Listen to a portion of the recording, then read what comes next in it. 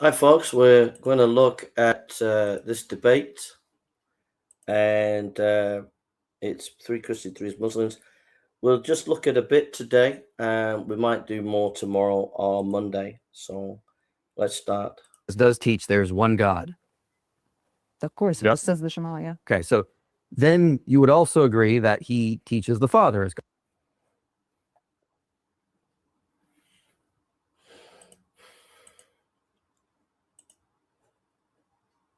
Less FaceTime, more face-to-face time, less uncomfortably expensive train tickets, more Trinity. Shout out to The Way with Brian DeVilla. That's the channel where this is hosted. So I'll just be mentioning, stopping it and talking a little bit, and we'll carry it on maybe tomorrow. We'll do part 2 and part 1 today, and then part 2 tomorrow, maybe part 3 another day. So as Muslims, we would be looking at the historical accounts of Jesus, which arguably could be the Synoptics and John. And from that, we would say that nowhere in the Synoptics and John is there anything where Jesus is teaching any kind of triune doctrine that you guys believe in. So just to be clear, we agree, historic Jesus, we're going to go to the Gospels and to understand who that was. It's the Jesus quotation. We're not in that. That's fine. Let's agree that we're going to go to. Right. Sound good to you? That sounds excellent. That sounds excellent. That's what we were hoping. Yeah, so Yeah, specifically if it could be corroborated to him. So there are certain aspects like that we're not going to grant as it pertains to the red letter still, but we'll get to that. Guys, get to those arguments. All right. So would you agree that this does teach one God? So the Shema, yeah. Okay, so then you would also agree that he teaches the Father is God, right? Okay, good. So far fine. Is there a place he teaches that he is God and that the Holy Spirit is God? Is really what we need to talk about. No, not necessarily, because you would also have to show that he's saying you're co-equal to the doctrine of the Trinity, right? Mhm. You're not subordinationist, you're not Arians, you're not this, you're not that. You guys hold to co-equal, co-eternal. So that will be expected in Scripture, right? Which that's what we're about. Okay, so let's start with the first thing. Does Jesus teach that he is God? You can give your argument, right? Yeah, I mean, absolutely. we can rebuttal. So, Yeah. I mean, there are several places. Right off the bat, what I want to say is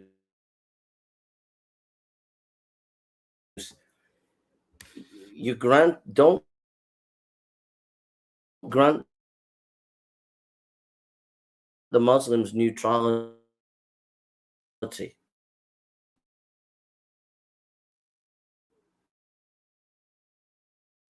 They're coming across as if they're neutral.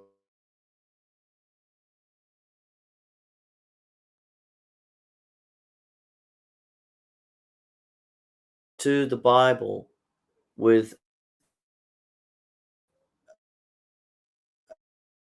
any objectivity, and right off the bat, they're saying that where like the sayings of what Jesus says, but we're not going to questions about is this historical. But when they do that, they are using Western historical methods, and those Western historical methods, a lot of those methods can be very arbitrary depending on the philosophical parameters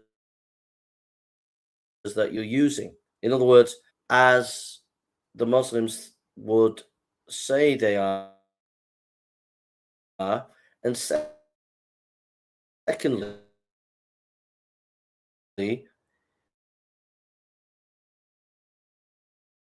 their historical method is completely different from the Western historical method. So-called, and then they're going to use this Western method, but they're not astute to know how much the Western method is tainted with philosophical bias. So whichever way you go, the Muslims are coming across as if they're objective. They're influenced by the Quran, but they're also don't realize they're using if they're ever going to have any real credibility. But because they're not wise, because they're not wise to this, they're not aware of this. That he is God. So, for example, in Mark chapter 2, he says that he is the Lord of the Sabbath. Okay, we know from Exodus, Yahweh was the Lord. So, Lord of the Sabbath. It's optical. We've been claiming a divine title called Lord, Lord, Kitty, Kitty. And as scholars like Robert Bowman Jr. have pointed out, that is a title only attributed to Yahweh in Greek texts from that time or prior. It's throughout the Septuagint, some apocryphal texts. Jesus is that title himself. And then, of course, John, he is God. It's like John 5, where he has the same abilities that God, the Father has, or John 8. Anything you want to add? You two want to add? Should we break it down? Yeah, please start. Okay. Yeah, I think some just general responses. One would be when in Mark 2, when Jesus says that he's Lord over Sabbath, the Son of Man is Lord over Sabbath. We just would say, historically speaking, in the Palestinian first century context, he's referring to the Son of Man just generally refers to humanity. Because then we see in Mark 2, 23 to 27, he starts quoting halachic tradition, like in Mark 2, 27, when he says that that even man is made over, or the Sabbath is made for man, not man made for Sabbath. He's quoting Yoma 85b and other like texts that can be found in like how to say. This guy's wrong. When Jesus uses Son of Man, he's principally referring back to Daniel 7. And Daniel 7, it also talks about one like the Son of Man comes and he is worshipped. Now, that Daniel 7, you have it's Hebrew in some of Daniel's book, but also there is Aramaic. And so in Daniel 7, it's Aramaic.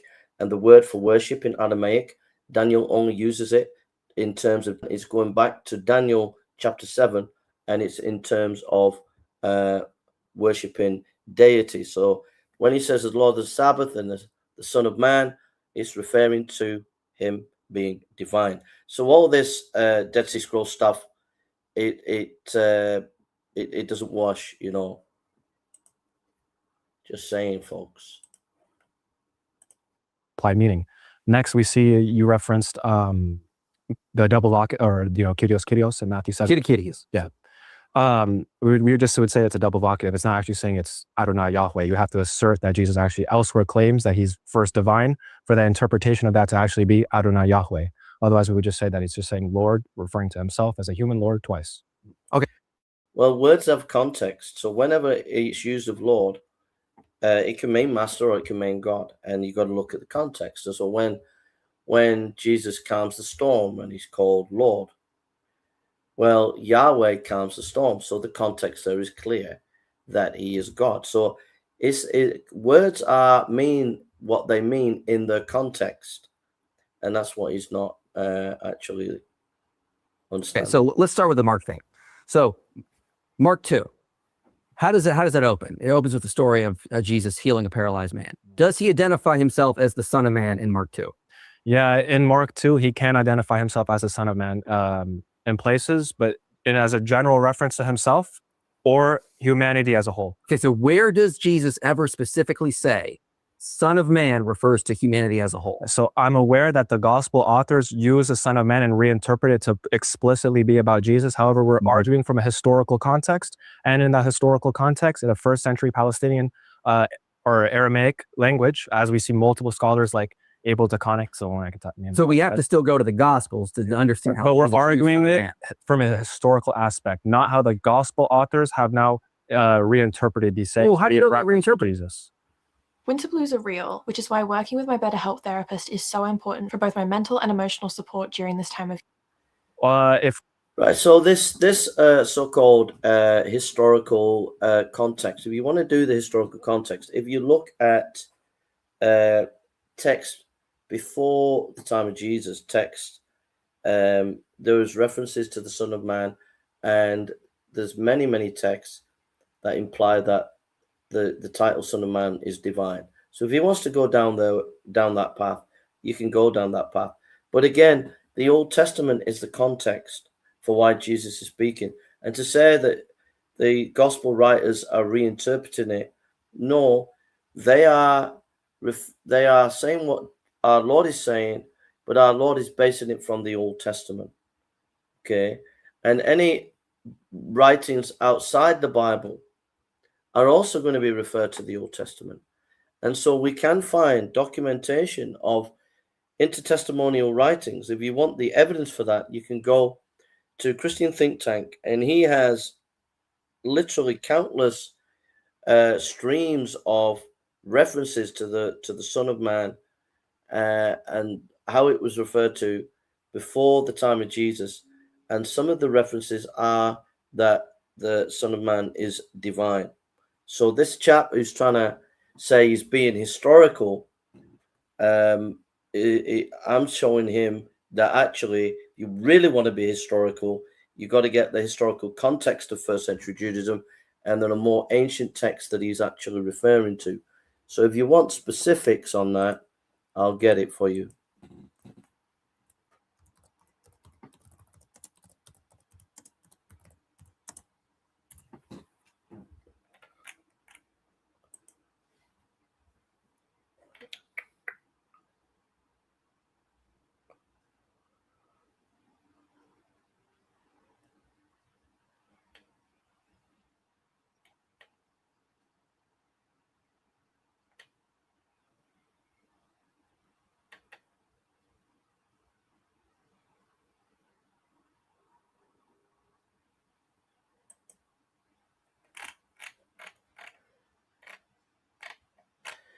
So yeah, so if you go to, I'll show you this here, just to put some meat on the table for you. So we're not just talking in generalities. But if you go on to Christian Think Tank here, Messianic Expectations, first century, you go down on Christian Think Tank, Mr. Miller's site, Messianic Expectations, first century, and there you'll get a complete massive list of the Septuagint translation, Jewish Apocrypha, Dead Sea Scrolls, the Targum, the Septuagint translation, Jewish Apocrypha, Second Esdras, Maccabees, Jewish 1 Enoch. The list goes on and on and on and on. And as you look at all that list, you will find examples where the idea of Son of Man and the idea of the Messiah would be divine, and they're getting this from the interpretation of the Old Testament. And as you can see, there's a whole stack of evidence for you to look at there. So we put a bit of meat on the table there for you. So we're not just talking in generalities.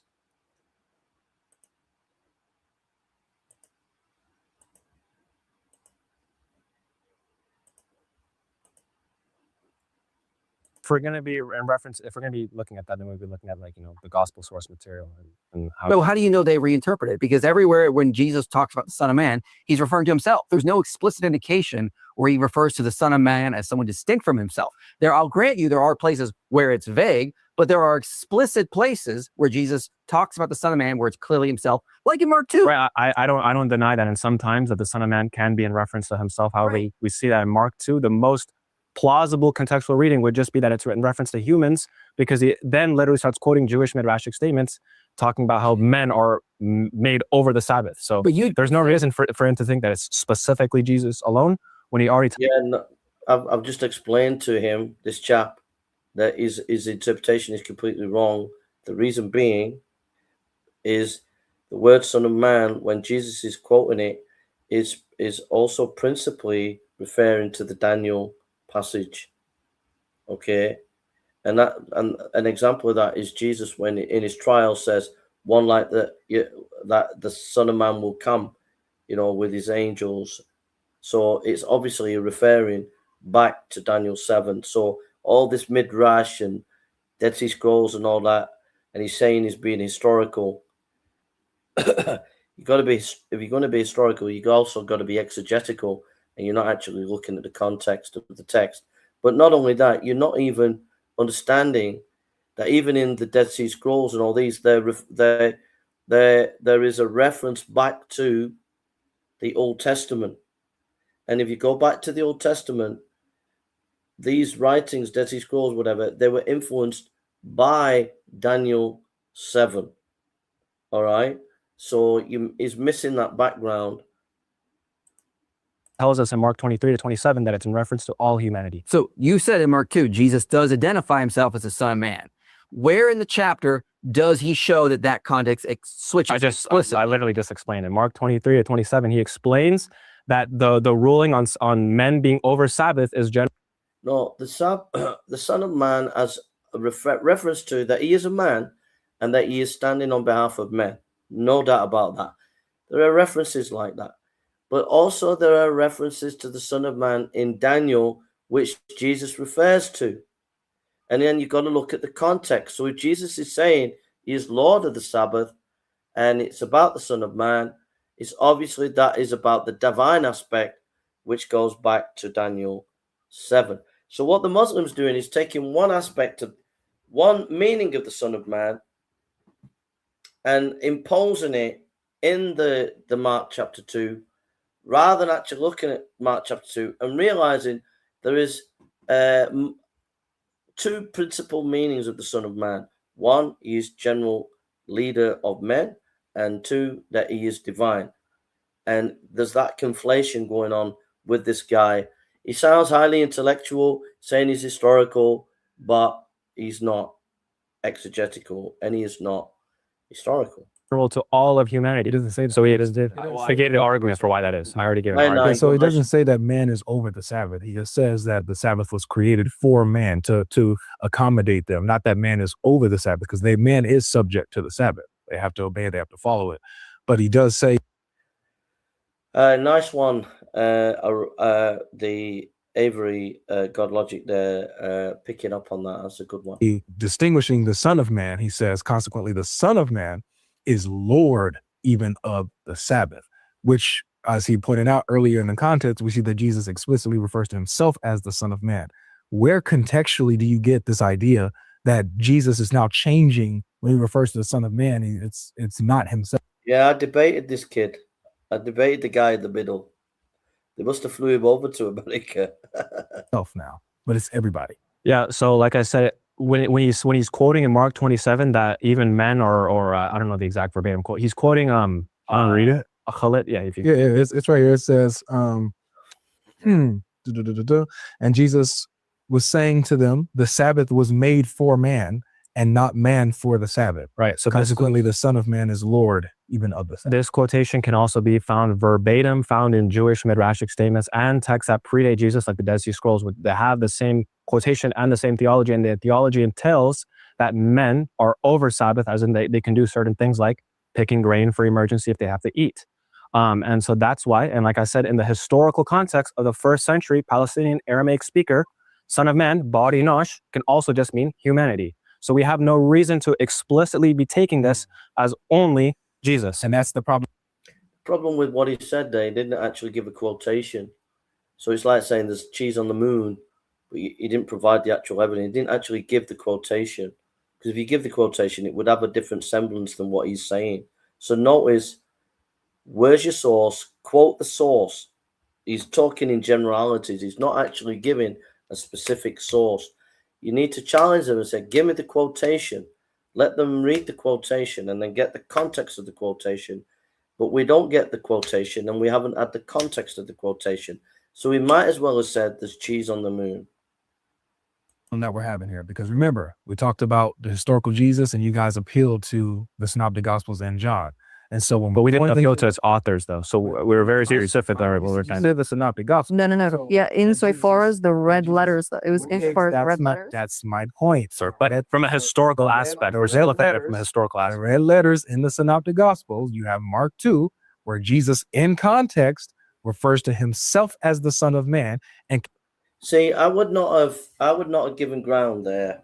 There's no way in a million years that I would have given ground. That the Christian guys have given ground. And where have they given ground? They've given ground and said, okay, we'll read the gospel and the synoptics and the red letter. But they've given ground because they're granting Western kind of critical scholarship on the gospel. So critical scholarship will say in the synoptics there's the Q source, right?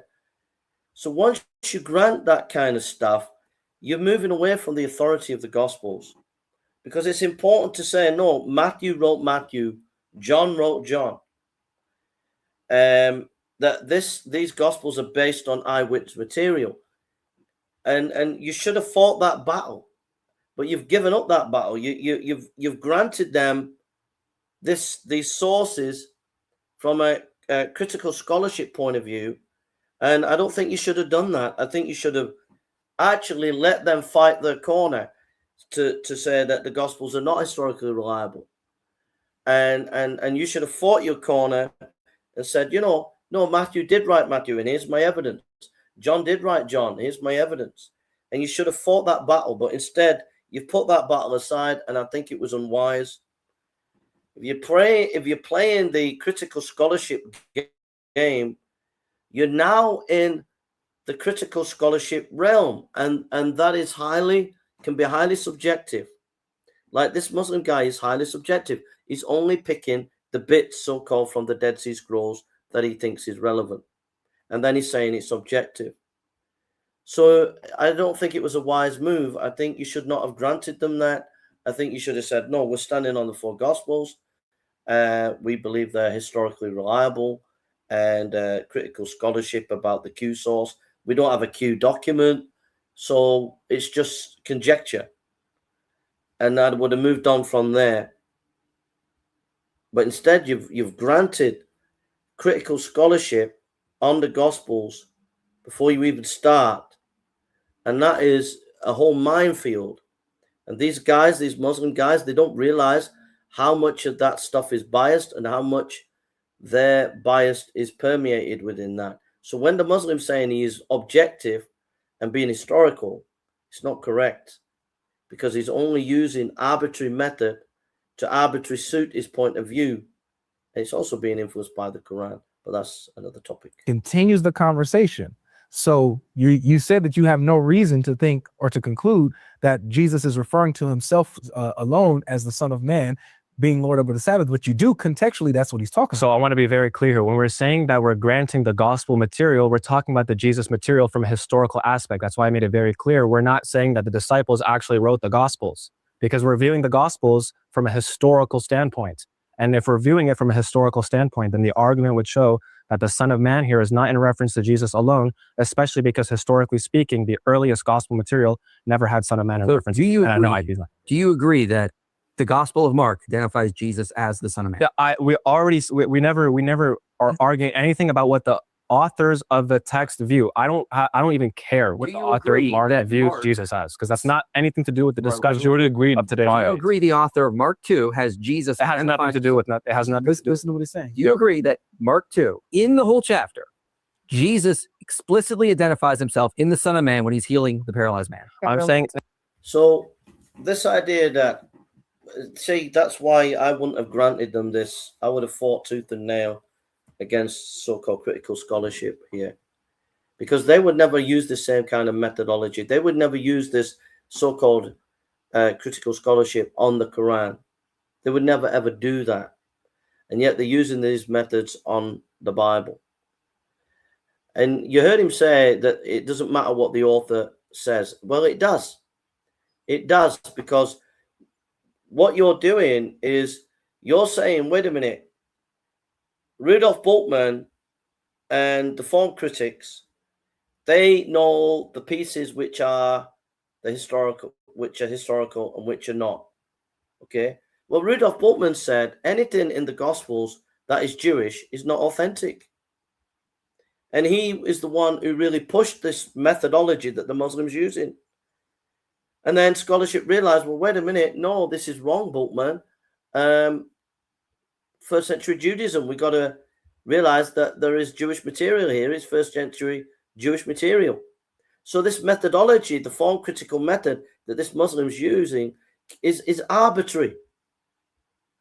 And it's actually an intellectual dinosaur, because you do have a text, you have a book, and that book said the Gospel of Mark had an author.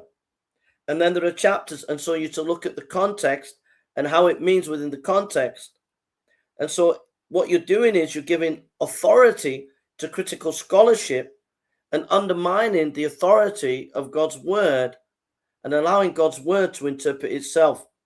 So hermeneutically, historically, biblically, philosophically, you should have defended the authorial intent of Matthew, Mark, Luke, and John, and I would not have granted that and thrown it under a bus like these three Christians have. Would never have done that. Very, very unwise. And it's going to mean you're going to get entangled and you're going to get sidestepped because they're going to come across as if they're historical, but they're not actually historical.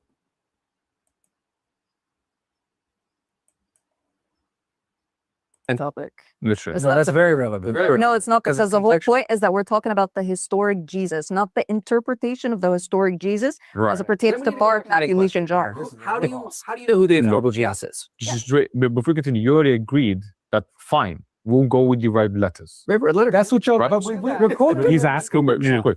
You said we'll go to that, and then he clarified there's going to be in reference to the historical things that can be predated back to Christ, right? So when you reference back the synoptics in general, and you say, "Hey, what do we need to know about Christ?" He's sort of like pedaling back onto that standard. No, essentially. I'm going on what Jesus explicitly said about himself, which you agree. If you don't think he actually identified himself as the Son of Man, why are you appealing to Mark where Jesus identifies himself as the Son of Man in there? We don't appeal to the verse. You guys put the verse. The verse. I'm okay. So I'm lost. So So wait a minute. They're saying that the Bible, the Gospels are not historically reliable, and they're using the historical method, but they're having to back up the position by quoting the Gospel of Mark. So there's a contradiction there. So that's a good point that Inspiring Philosophy brought up. we go back to the question. Yeah. Where do we get the historical Jesus from? You don't know what an AI work management platform is? Okay, let me tell you. Here's 3 new AI-powered changes to the Monday platform. Yeah, right.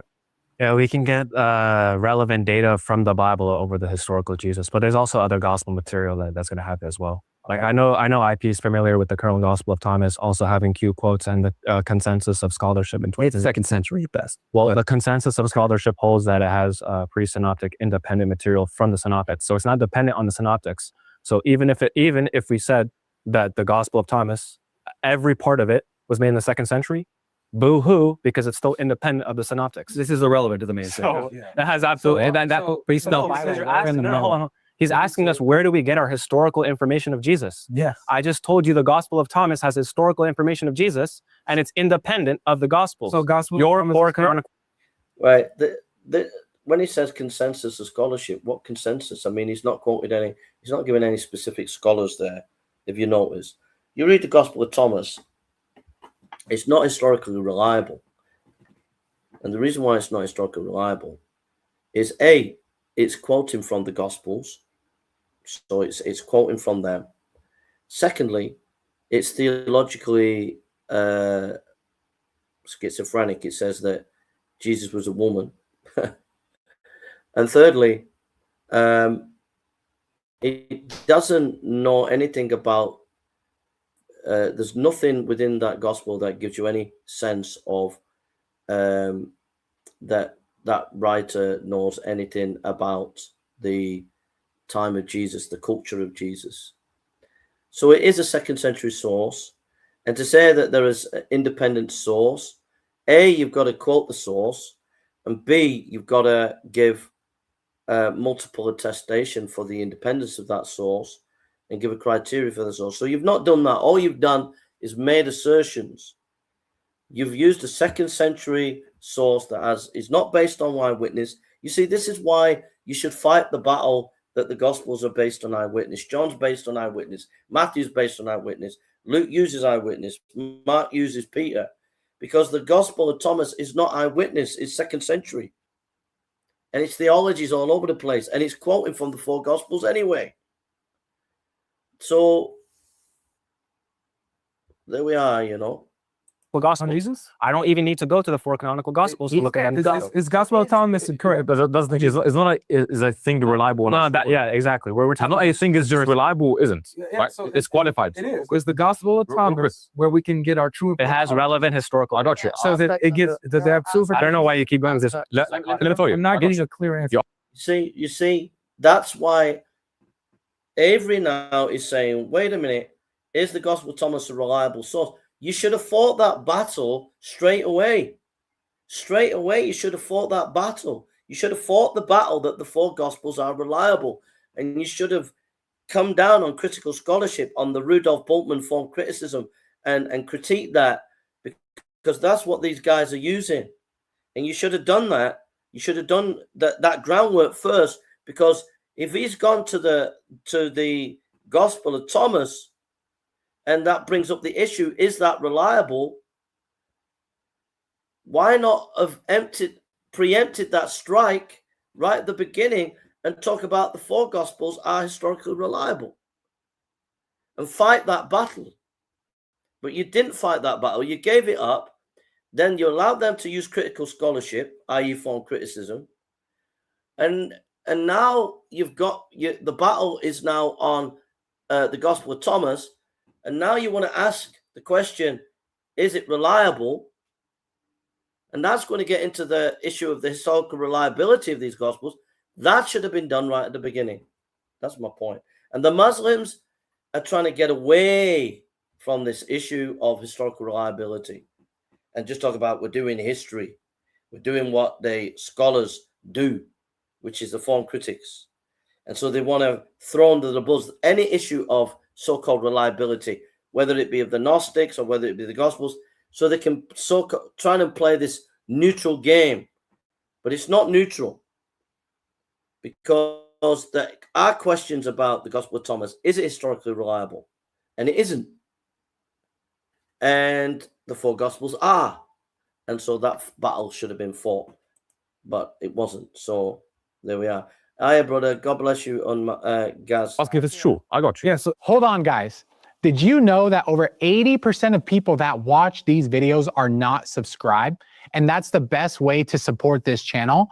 So let's give the audience a second to subscribe.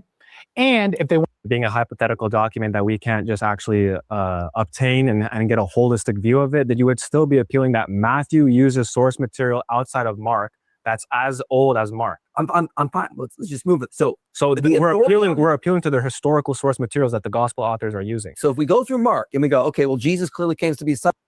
The historical source materials that the Gospel are using, there is no, the Q source, we don't have a document of the Q source. It's just conjecture. It's just conjecture. It's a theory. Some say Mark came first. Some say it's the Q source. Some say it's Matthew. It's just a theory. Okay? It's just a theory. There's no document of the Q source. Never been found. So it's just form criticism. And what it does, it undermines the 4 Gospels. Man, how do we know he actually said that? What is the actual foundation, the authority we can use to determine who the historical Jesus was so we can know what he taught? Yeah, if you're asking specifically from our perspective and not just the argument at hand, because the argument at hand isn't from our actual perspective, we were just giving an argument. But from our actual perspective, you're asking us what is the historical Jesus material we would get. It's that the source material that the gospel authors use, the synoptics, which we can get based upon the fact that we know that they're anonymous, independent works, and they independently both use the same source material. They use Mark as a medial, and they have a secondary source material that they have a literary dependence on, which we know based upon their literary details, the way that they're quoting. where? I got you.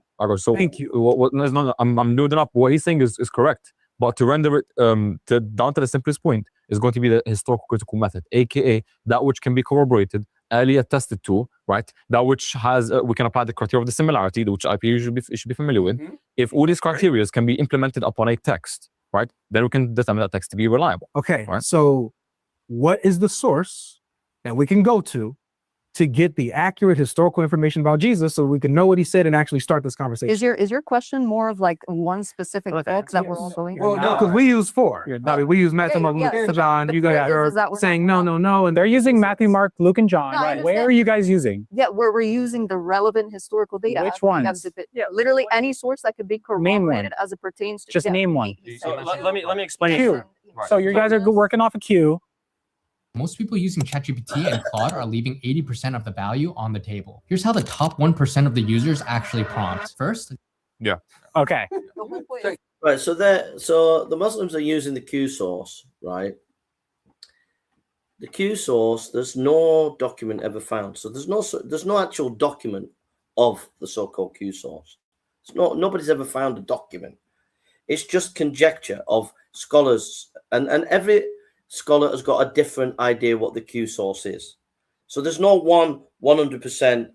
All the scholars say there is this Q source. There is a variety of scholars who say this is the Q source and that's the Q source, and there's different so-called Q sources, but nobody's ever found a manuscript of the Q source. So it's just conjecture. And then this Q source is developed by not just the historical critical method. It's developed by theories like form criticism, which says that the Gospels were late, came in the 2nd century, and were edited by the community. So when you go into the Q source, you already have a bias. You're saying that, wait a minute, these Gospels came in the 2nd century and they were edited over time. So I wouldn't grant you your Q source, because I wouldn't grant you that the Gospels have been edited over 150 years. I would say that the Gospels were written by the authors, and I would defend that. One of the Muslims said that the Gospels are anonymous. Well, how come that every manuscript that we have of Matthew, Mark, Luke, and John has the titles on? You will never find a Gospel of John with the title, the Gospel of Thomas, on it. All Gospels of John have the word gospel, have John on it. You will never find a Gospel of Luke with a title, say, the Gospel of Barnabas. You will always find when it's the Gospel of Luke, Luke's name is on it. And the same with Matthew. You will find that the name of Matthew is always there. You won't find another name like Hippolytus or some name. In other words, if they're anonymous, there would be an inconsistency in the actual name. The names would be changing all the time. No, the names are always stable, always consistent in the manuscript tradition. But it gets worse for the Muslim, because these manuscripts that were copied in France and Germany and Egypt and all over the ancient world, they're all the same in the names. So if the Gospel of Matthew is copied in Egypt, it's named Matthew. And if it's copied in France, it's named Matthew.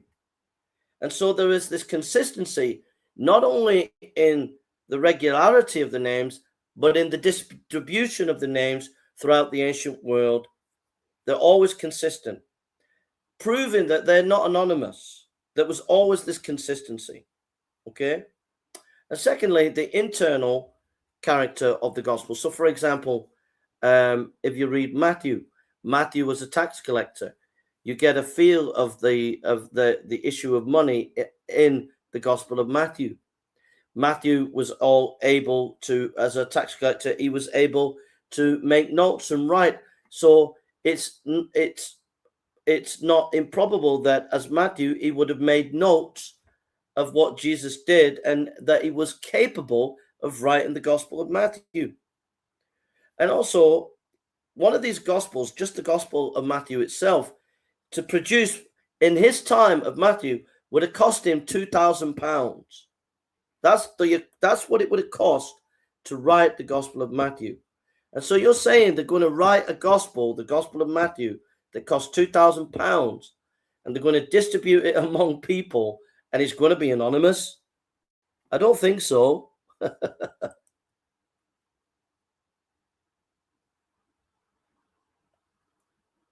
Yeah, that's a good point, guys. Yeah, it's gone to textual criticism. That Yeah. there is And relevant by the way, data teachings of we Jesus. can go on to Mark, Matthew, Luke, and John, no issue, but it's not going to be unqualified. Okay, so right? we can get where Q is where we get the hypothetical Q teachings of Jesus. Can we do that? Can we start there? No, but real quick before we move on to that, and I have no issue in addressing Mark 2. There's no issue with that, right? We can address that. What? But, specifically regarding Mark, Matthew, Luke, and John, they can contain historical information, right? And you would agree, for example, I don't know if you would, but there would be some aspect of John, for example, that wouldn't be reliable, right? Right? That is I the wouldn't case. agree with that. That's it. Okay, that's fine, but That's reliable gospel. that's what the scholarship says, right? But the point is, we can go ahead and address Mark 2. No issue with that, right? So okay, that's fine, but That's reliable gospel. that's Source that we can go to get the accurate historical information about Jesus so we can know what he said and actually start this conversation. Is your question more of like one specific book that we're all going? Well, no, because we use 4. I mean, we use Matthew, Yeah, Mark, yeah, Luke, so John. You guys is are that what- saying no, and They're using Matthew, Mark, Luke, and John. No, I Right? Where understand. are you guys using? Yeah, where we're using the relevant historical data. Which as we have ones? the yeah, literally any source that could be Name one. corroborated as it pertains to Just name one. So let me explain. Q.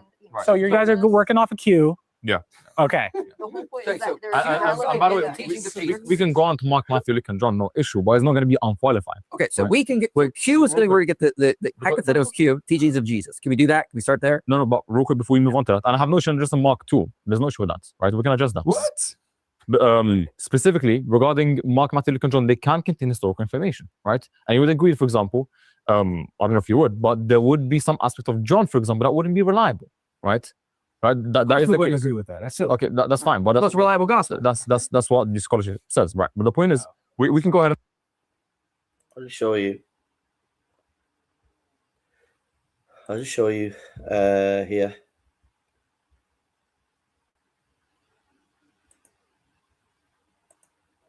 You get this book for free, and it's the historical reliability of the Gospels. And if you go onto the book here, it will give you the historical reliability for the Gospel of John. And Blomberg says that there are over 50 historical facts in the Gospel of John. So scholarship has often said John is not historically reliable. That's what they've said, right? But actually, that is just biased because there are historical facts within the Gospel of John. So, yeah, it's prejudistic.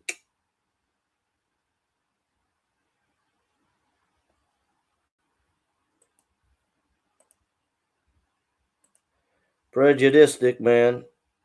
Just Mark 2, no issue with that, right? So someone bearing the name Yahweh, right? Does that make them Yahweh? Yeah, it means that they are. Yes. Okay, so No one has the name Yahweh except Yahweh alone. That's not Nehemiah 9:6.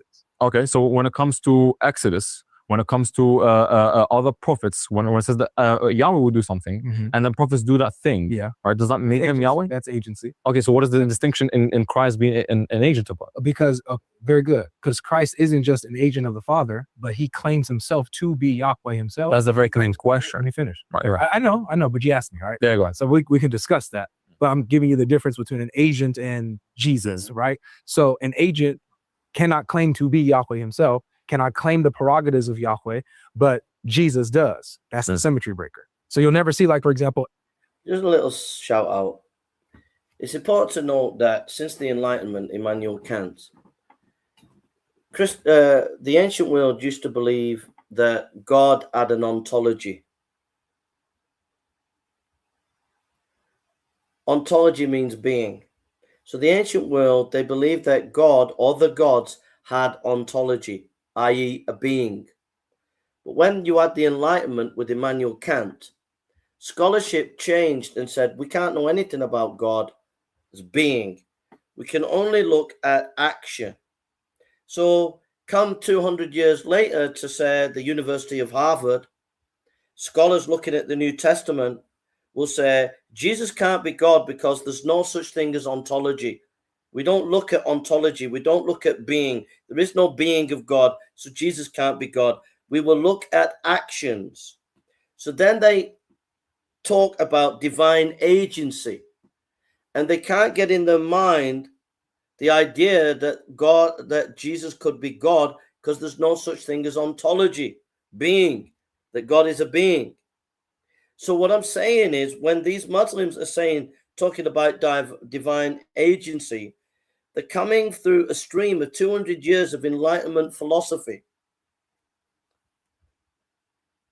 Enlightenment philosophy that's influenced this kind of idea, because there are examples where Jesus clearly states that he is God, which is Matthew chapter 8, verse 58, where Jesus says, before Abraham was, I am. Okay.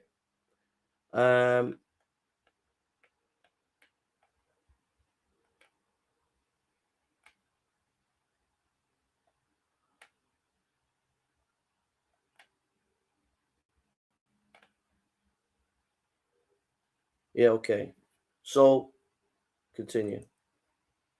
Aaron, when the example where Aaron takes the staff and when Yahweh says, I'll do it, Aaron does it. You'll never see Aaron say, I'm Yahweh, or claim to be Yahweh, or whatever. Jesus does.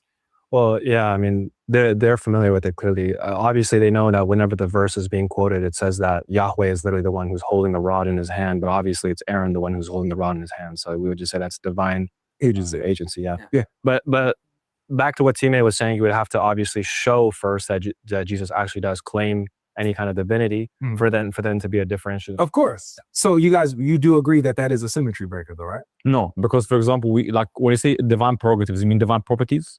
Yes, of God. So like being all powerful, all knowing, judge of heaven and earth. So resurrecting the dead, first and last. So when it comes to knowing all things, would you agree that's a divine prerogative, right? Yes. And so that's what I'm asking. Like if Jesus is claiming to have the divine attributes or prerogatives of God, like the things only God does, the claims that only God can make, would you agree that would be a symmetry breaker between an agent of Yahweh and Yahweh? No, because we see other instances where others other than Yahweh, other than Jesus, right, would quote unquote be predicated with these prerogatives. For example, 1 John 2:20 said that the disciples know all things. No, it says that. No, that's qualified. Okay, let's bring it up. It's qualified. Yep.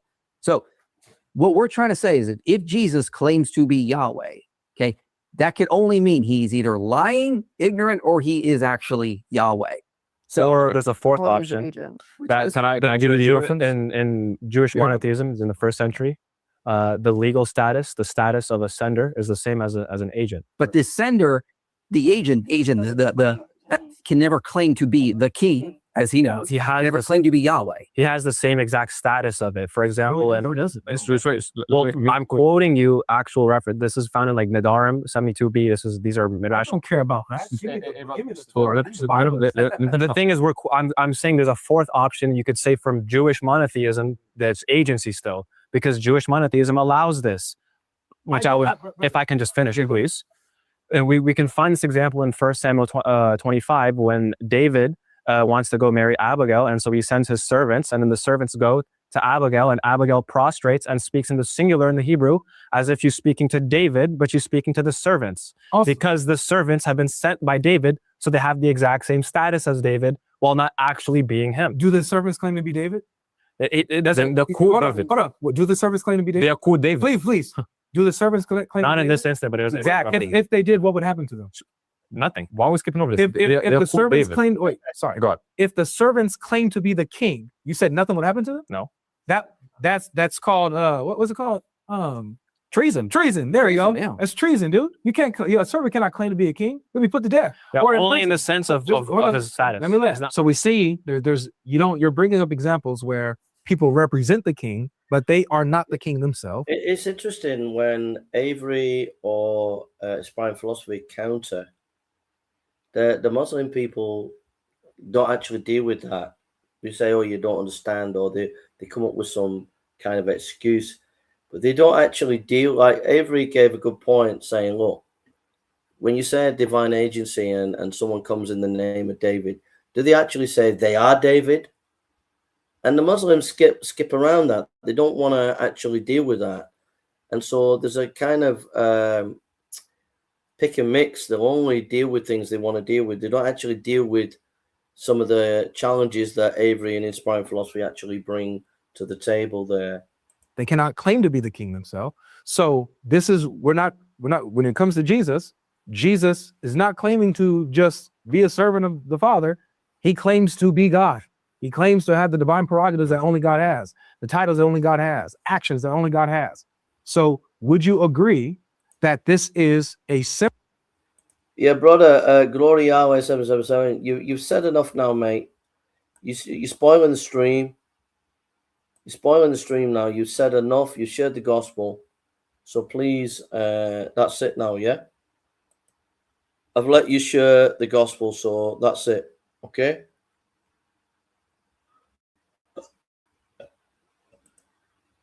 Thanks, brother. Thanks for that, yeah.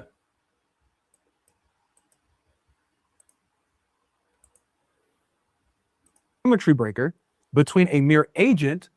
So an agent can claim to be God. Yeah, and I'm giving an example that he gave in 1 Samuel, right? Where she calls the people, the servants. He says, "My servant." So she identifies. No, I don't find the arguments of the Muslims impressive at all. I find they're just trying to. All they've done is they've read a few Western books on historical Jesus studies, and they've found a few scholars that they think they can use. And so I'm not impressed by that, because I've been reading historical Jesus stuff for years, so I'm not impressed by what they're saying at all. I think Avery and Inspiring Philosophy are doing okay. They are pushing back. I think they made a big mistake in not dealing with the historical reliability of the Gospels and the authorship of the Gospels. They shouldn't have just allowed so-called critical scholarship, i.e. form criticism and things like that, to be brought into the table and into the mix. They should have dealt with that and demolished it straight away, because that's where these Muslims are coming from. That's what I would have done. Them as David. She says that they're David, although David isn't actually present. Okay, so that's number one. Can you bring up the reference? Yeah, which was 1 Samuel 25, 39 and 41. Let's read that. And what's your point on this? And then the point is that she calls them David, although David isn't present. So they bear the name David. They identified as David, although David isn't there. Yeah, can you? Okay, so there's two different things here. Number one. Can I read it? Yeah, go ahead and read it. Okay, so then David sent word to Abigail. Sorry. Quick, let me go along with you. Yeah. Hey, quick break from the conversation. I want to give a big shout out to Logos. So Logos is an app that helps people study the Bible with her face to the.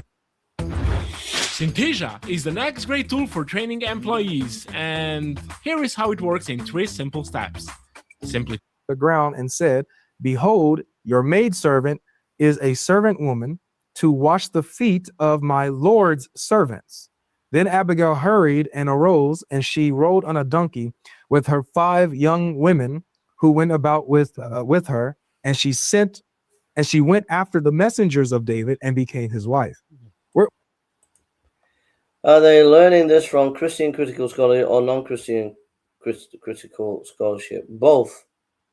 The Christian critical scholarship is rooted in the non-Christian critical scholarship, so they're getting it from both.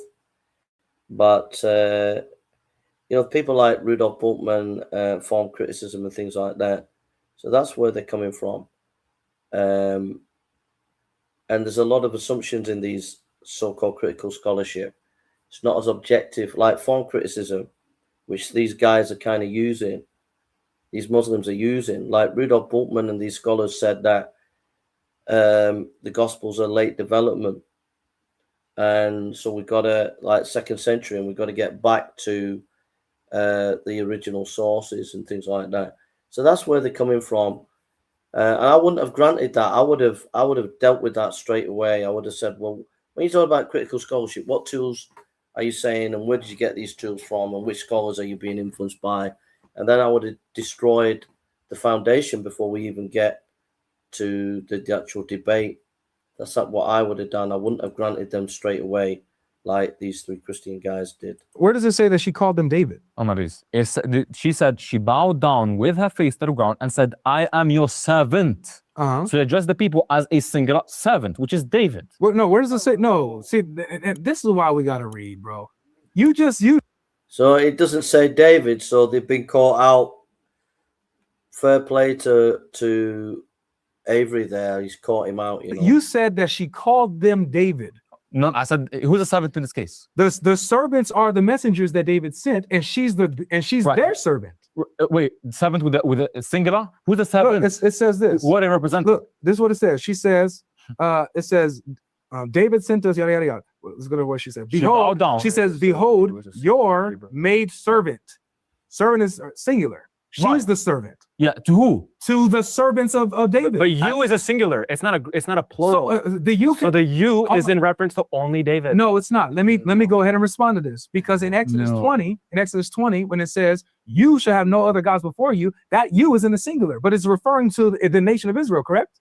Yeah, that's just because Israel can be referred to as a one. Yeah. So you can have the servants be referred to as one, even though it's referring to a plurality of persons. But So the thing is, you see a David. difference. You see, because What's the difference? after the thing is, when they're speaking on the behalf of David, Abigail refers to them as one, but then Right. after that, then refers to them as plural servants. So while accepting they're multiple people, whenever they're speaking on the behalf of David, she only calls them one person. Okay. Now, whenever she's speaking or when she's performing, yes, that's why the use is why the use is singular in the Hebrew. I just gave you so then But then all of a sudden, then it goes to plural once they're not acting on the behalf of David. and we're going to use this argument, then you're going to have to say, then when Yahweh told Israel, you should have no other gods before me, that you there in the Hebrew is in the masculine singular.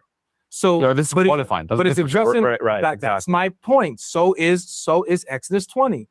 Is that the you is singular when God is talking to the nation that has a plurality of individuals. So just because the you would be singular, and we have to check this, but even if the you is in the singular form, Wait, the servant, the word for servants? the word for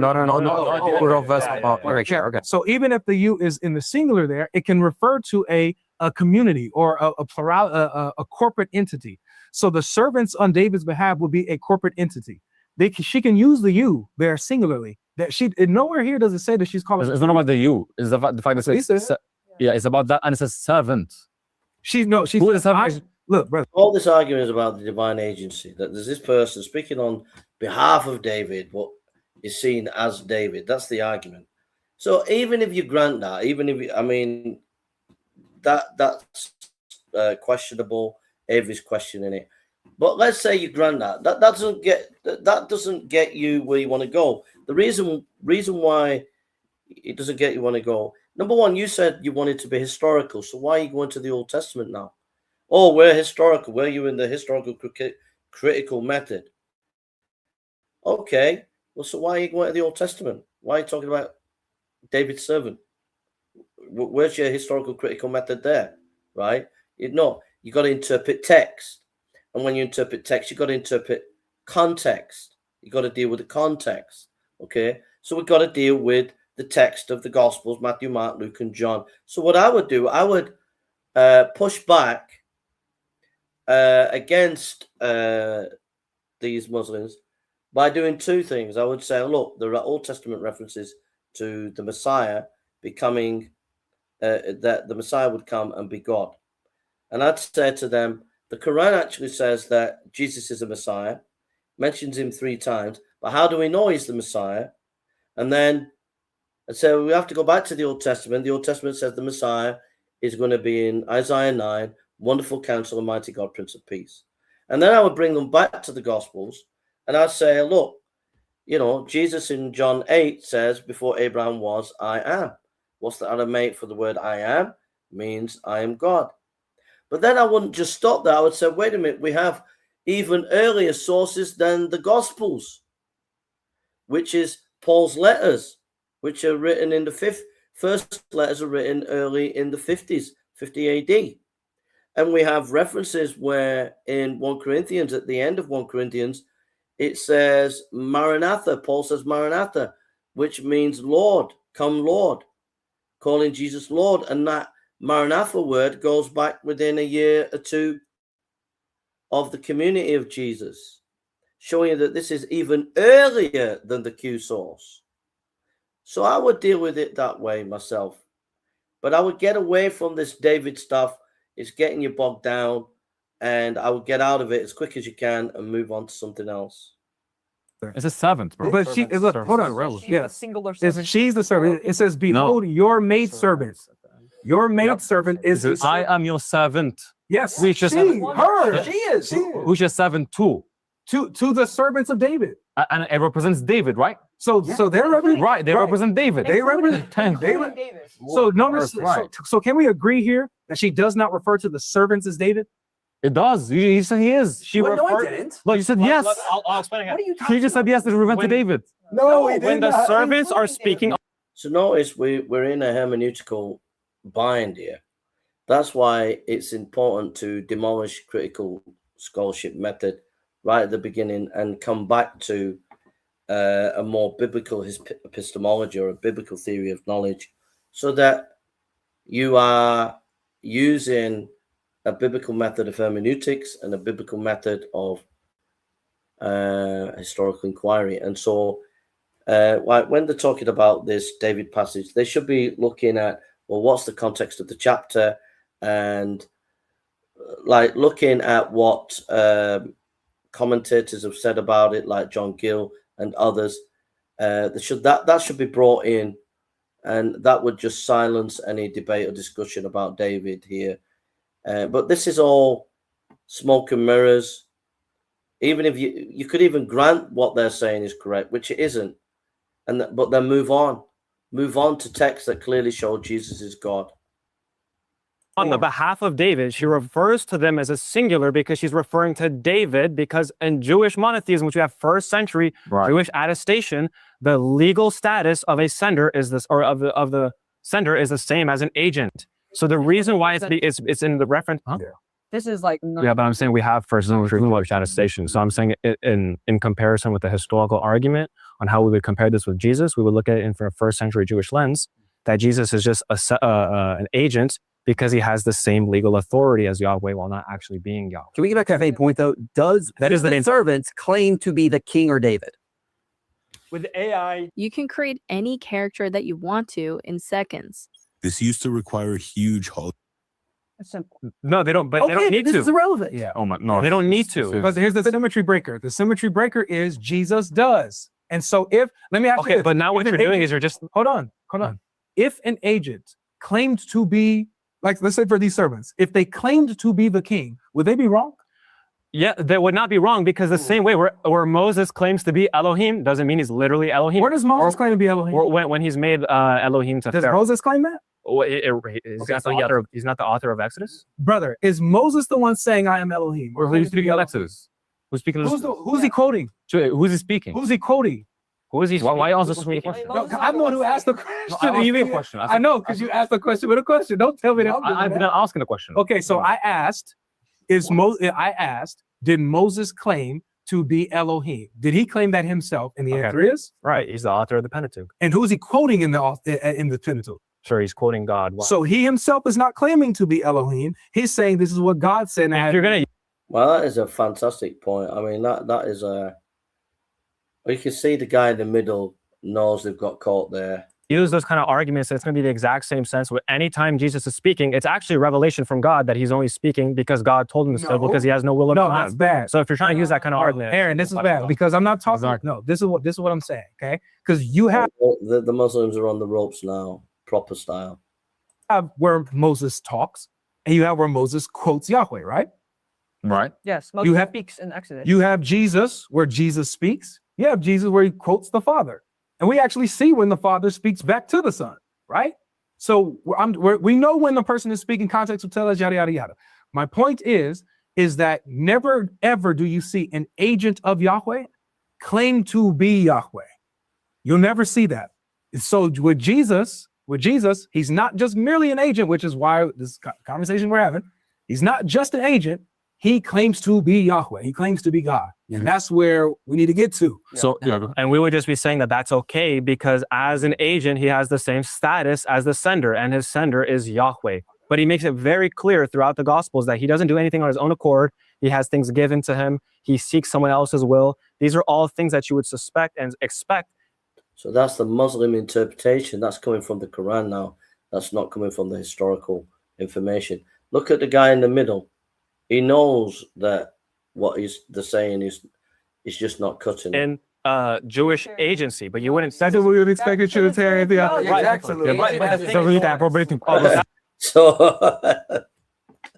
So that's it, bros and sisters. They just fell into their own trap of actually they're not doing history. They're just looking at it from their own bias.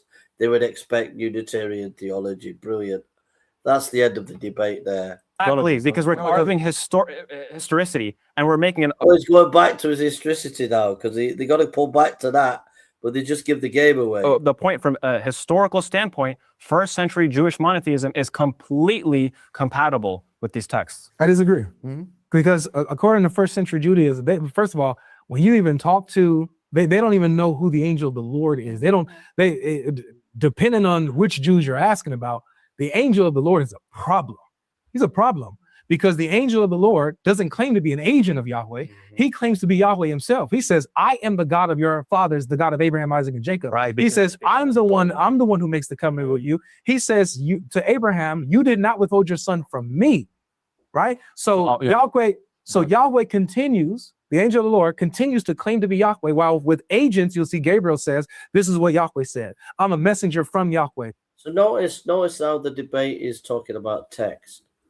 So this is the disingenuous with the Muslims. They're saying, oh, we want to do historical. But you've got to deal with the text. You've got to deal with the Old and New Testament text. And Avery is bringing up the angel of the Lord coming from Judges, the book of Judges, coming from Exodus, where he meets Abraham and Sodom and Gomorrah and stuff like that. And so you got to deal with the text and then interpret the text. And they're making a good point that it's not just an agency where the person is doing something on behalf of God.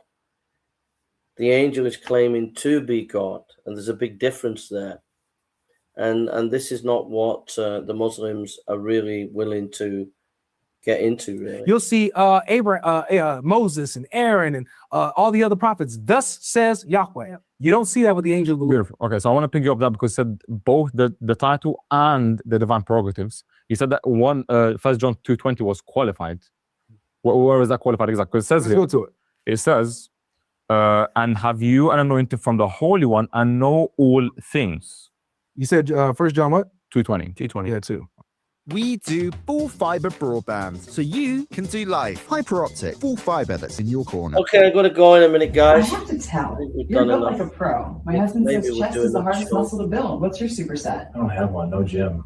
No gym. How? I'm 44. I don't waste time there. I do military calisthenics. 15. Okay. We'll do this last one and then we'll call it a day because I've done 6 hours of lecturing. So I'm tired. But I think right at the beginning, don't give any ground to the Muslims. I'm not into Jay Dyer. I don't agree with a lot of his theology, but Jay Dyer, if he was debating, he wouldn't have let the Muslims get off the ground. You got to attack their foundation straight away before anything. And that was not done. And that allowed them some traction. But I wouldn't have allowed them some traction. I would have nailed them straight away before we even get into the text. So there we are. So we'll listen to this one and then we'll call it a day. All right, watch this. Verse 18. Children, it is the last hour, and just as you heard that Antichrist is coming, even now many Antichrists have appeared. From this we know that it is the last hour. So what is the knowledge of? The signs of the last hour. Again, so let me finish up. They went out from us, but they were not really of us. For if they were of us, they would have remained with us, but they went out so that it would be manifested that they all are not of us. But you have an anointing from the Holy One, and you all know. Well, in your version, it says you know all things, right? So what is the qualification? Because even if I'm going with your rendition of the verse, the qualification is the knowledge of the signs of the last hour and the Antichrist and the false believers. Okay, It's qualified. I understand that it mentions that prior. Okay, but just because it mentions the prior doesn't mean that it must now disqualify the entire. So you would say that disciples now know all things in a sense? Can you say that? Sure. In the context of them knowing all things regarding the last hour, regarding the last hour, the signs of the hour, the Antichrist, the disbelievers that's going out from them. That's in the sense in which they know all. When it quotes Christ knowing all things, for example, in John 16, and it's a context of revelation about what's to come, and the Holy Spirit, would you say that this means that now Christ doesn't actually know everything, and it doesn't mean that? Can you show me where it qualifies it? Yeah, in John 16, let me put up the verse, 16:14, I believe. It says, all that belongs to the Father's mind. That is why I said the Spirit will receive from me what he will make known to you. You hear that? All that the Father has. Just real quick, and it says, yeah, and it says that which I received, that will be the Holy Spirit will now tell you. And what is the Holy Spirit teaching them? So notice, so the Holy Spirit gives them revelation, gives them guidance. Beautiful, right? Beautiful. So watch what it's qualified. Well, this is what this is what we're saying here. Right. With Jesus, he says all things that the Father has mine. Does the Son beget? That would huh? Does the Son beget? No, focus. That's not what we're talking about. You're saying he's the all of it. His point is that if it's unrestricted all, okay, if it's an unrestricted all, then it's the case that you're saying everything that the Father possesses, the Son also possesses. Is that the case? Yeah, everything that the Father let me go ahead and answer you in full. Everything that the Father has but they belong to Jesus. What is this talking about? This is talking about this is talking about everything, right? In regards to creation, in regards to sustaining the universe. This is everything that the Father has is his. This Where is are you getting that qualification though? Because now you're saying hold on. No, because the verse is Right. So have you noticed the Muslims now are forced? They're saying they're doing history, but they're forced to actually study text and look at context. And so they're struggling now because the Christian people know their text better, so they're able to explain it better, So anyhow, we're going to finish there. Would you believe I debated this middle guy only a few weeks ago? And I must say I did quite well against the guy. So, all right, we're going to call it a day. I think we've done enough.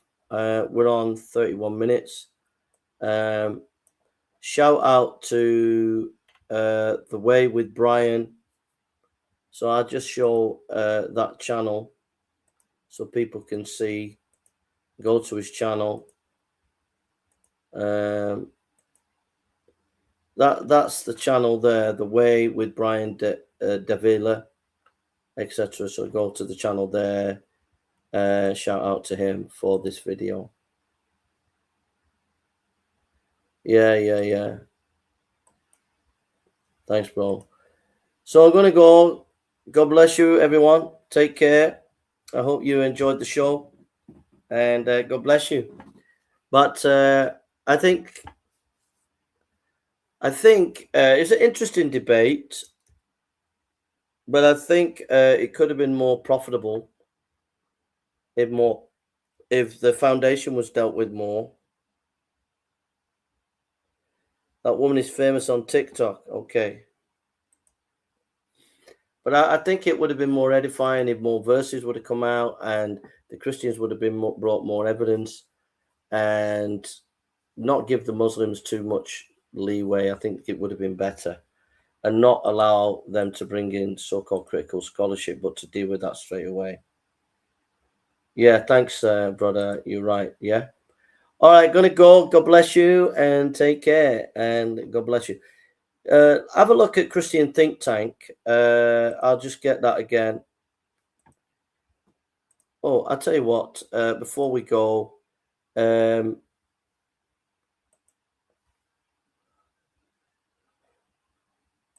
a hold of this book. You can get it for free. It's on Google Archive.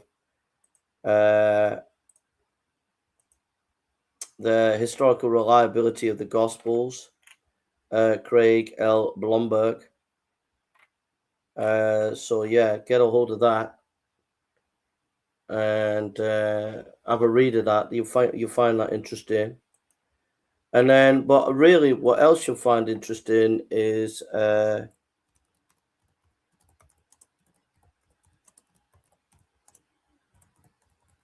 this chat.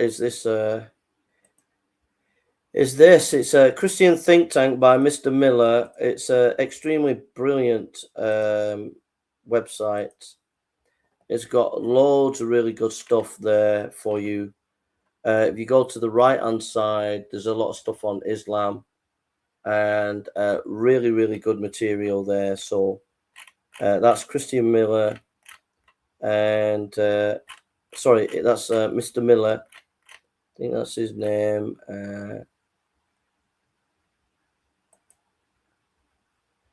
Glenn M. Miller. His name is Glenn M. Miller.